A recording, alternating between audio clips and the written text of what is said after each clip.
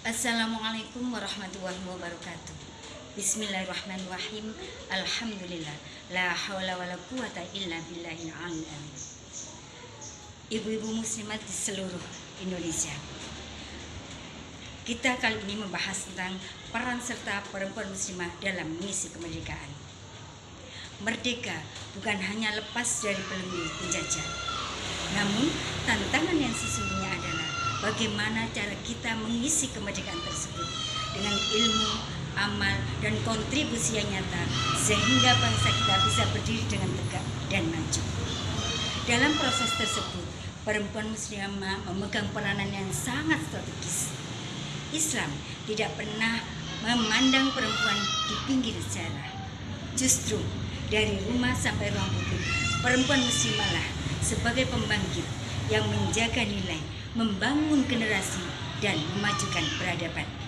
Untuk itu, mari kita kaji satu demi satu peran perempuan muslimah dalam misi kemerdekaan. Peran yang pertama adalah sebagai penjaga nilai dan pendidikan di rumah. Rumah adalah madrasah pertama. Seorang ibu menjadi guru pertama dan pendidik utama yang mempunyai tanggung jawab yang sangat besar dalam membentuk karakter bangsa sejak dini. Nilai-nilai kemerdekaan seperti cinta tanah air, jujur, disiplin, dan toleransi diajarkan pertama kali dari rumah. Seorang ibu mengajarkan kepada putra-putrinya akidah, akhlak, dan wawasan kebangsaan. Dari sinilah lahir generasi yang tidak hanya cerdas, namun memiliki iman, karakter, dan jiwa yang merdeka. Dengan fondasi yang kuat ini, generasi muda tidak akan mudah goyah oleh krisis moral. Peran yang kedua adalah sebagai pelaku pendidikan dan dakwah. Sejarah telah mencatat begitu banyak perempuan muslimah sebagai pelopor pendidikan. Ada Cut Nyak yang berjuang dengan senjatanya. Sementara R.A. Kartini, Nyi Agung Serang, dan Dewi Sirtika berjuang dengan pena dan sekolah. Hingga detik ini begitu banyak perempuan yang berkiprah di dunia pendidikan. Ada yang menjadi guru, dosen, ustazah, pendakwah perempuan. Mereka mengajarkan ilmu agama dan ilmu umum dengan seimbang. Dakwah mereka tidaklah keras, justru lembut menyentuh dengan keteladanan. Dari mengajar ngaji di kampung-kampung, mengisi kajian, hingga membuat konten digital. Ini adalah bentuk jihad intelektual untuk mencerdaskan kehidupan bangsa. Ibu-ibu yang kami hormati, peran yang ketiga adalah sebagai penggerak ekonomi dan kemandirian rakyat. Kemerdekaan akan hampa jika rakyat terus-menerus bergantung kepada pemerintah. Dari sinilah perempuan muslimah bangkit membangun ekonomi keluarga dan negaranya.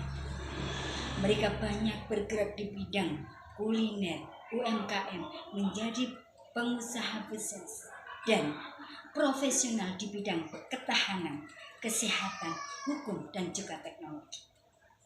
Dengan prinsip halal dan berkah, mereka membangun ekonominya secara mandiri.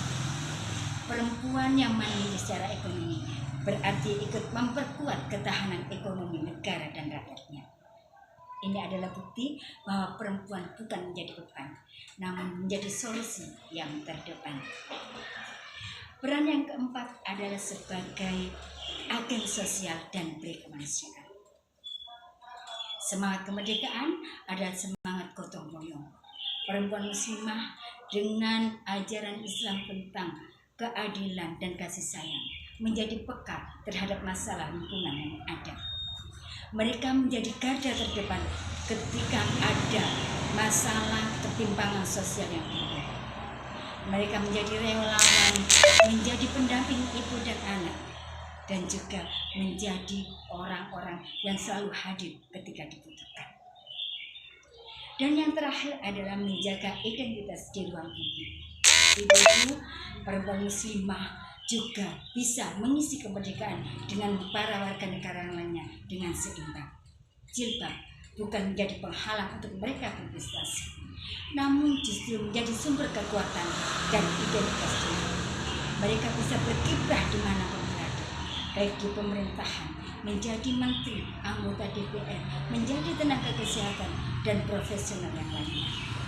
Di akhir kajian saya mengingatkan bahwa mengisi kemerdekaan bukan hanya untuk kaum laki-laki dan perempuan, namun membutuhkan seluruh energi bangsa termasuk kaum muslimin. Mari kita buktikan bahwa perempuan bisa berkiprah.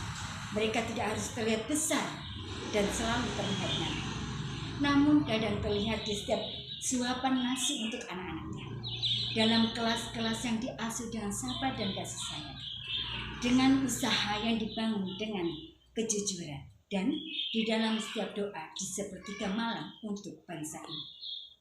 Ibu-ibu, mari kita buktikan bahwa kita adalah ibu yang patut diteladani oleh anak-anak, guru yang dirindukan oleh semua siswanya, dan perempuan muslimah yang berguna untuk masyarakat di lingkungannya. Demikian yang dapat saya sajikan. Mohon maaf atas segala kekurangan. Saya akhiri, ihdinas siratal mustaqim. Wassalamualaikum warahmatullahi wabarakatuh.